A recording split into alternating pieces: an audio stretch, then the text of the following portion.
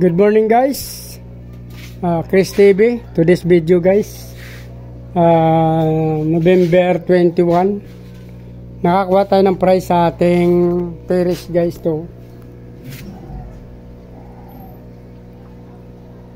RDSS 46 pieces. Yan guys, naklimate natin, bibitawan na natin guys.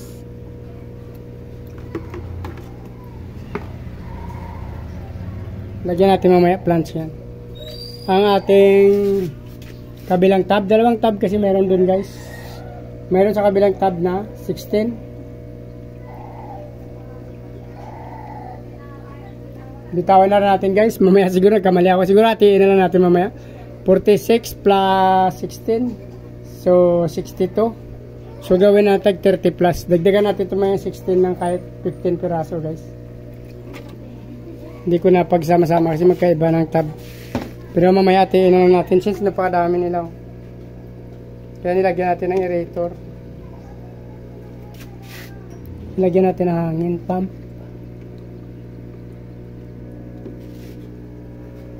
Tsaka yung aking feeder dito guys, yung feeder QC guys, tsaka yung feeder ni Jim Bulacan, ginawa na natin breeder guys. Pero ang ginawa natin doon, yung male ni, sinaswap natin yung male at female.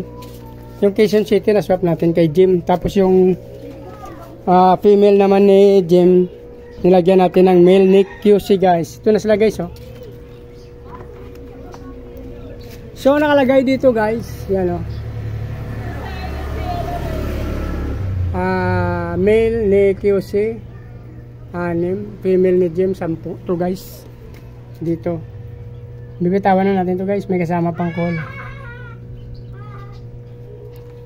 Ito din ang male niya guys na 6 galing sa female. Same din dito sa kabilang tab natin guys. Yan o. Yung female ng QC 10, yung male 21. Huwag nyo napansin ito guys, nilagay ko lang dyan yung ano ng nung hindi pa sila pinagsama kasi para ma-identify kung anong days sila na panganak. Yan yung ano niya, yung 11-21 natin pinagsama cross. Yung 4 na male dito guys, 10 female.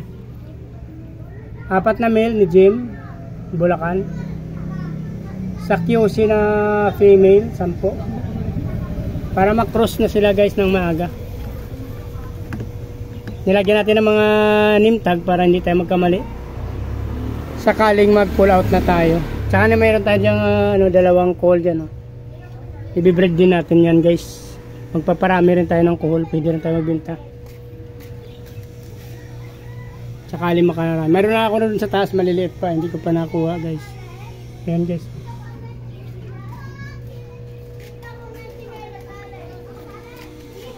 Takpan na natin guys para di sila masyado mainitan.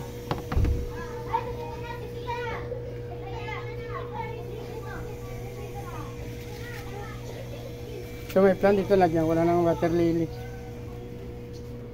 Ito kasi ilalagay natin dyan. Pag sakaling maano na yan. Ano na natin yung ugat niya. Kasi since katatanim ko lang.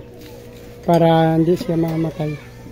So try natin dito guys. Nakapadlock naman to guys oh, kahit nasa labas. Pinadlock natin yung tabi tayo ng kalsada para hindi na makuha yung ating lagayan. Sana guys, may aerator naman sila, naabot sila ng ating aerator. Same dyan. Ito lalakasan natin konti itong isa. So dito na lang muna guys. Sa hindi pa nakasubscribe, please pakipindot na ng subscribe button guys. Sama nyo na rin yung notification bell para updated kayo guys sa mga ina-upload ko na video. So sa mga aking followers at nanonood ng aking mga video, maraming salamat sa inyo guys sa walang sawang panonood ng aking mga video. Mabuhay kayo hanggang gusto nyo. Salamat, good morning, bye bye, see you.